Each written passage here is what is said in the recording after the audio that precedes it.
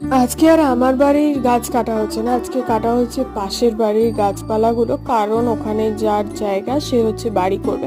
তো দিনটা তো আমার গাছ কাটা দেখেই শুরু হলো। দেখলাম প্রচুর গাছপালা ছেটে জায়গাটা বেশ ভালো পরিষ্কারও করে দিয়েছে।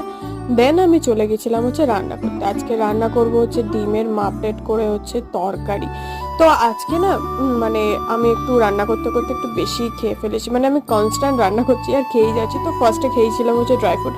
অ্যান্ড এখানে তো আমার মাপলেটটা না অতটাও এখন অব্দি পারফেক্ট হয় না। তো আজকে বা ফ্রাইং প্যানে করতে গিয়ে দেখলাম বেশ ভালোই হচ্ছে। তো নেক্সট টাইম থেকে ভাবছি ফ্রাইং প্যানেই ট্রাই করব।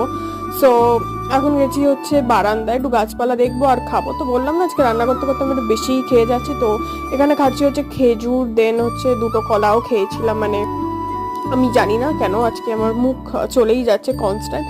তো যাই হোক, খেয়ে দিয়ে বুঝলাম গাছপালাগুলোরও খিদে পেয়েছে, ওদের একটু জল দিই। তোমার সাথে দেখা করছি নেক্সট ব্লগে। টাটা।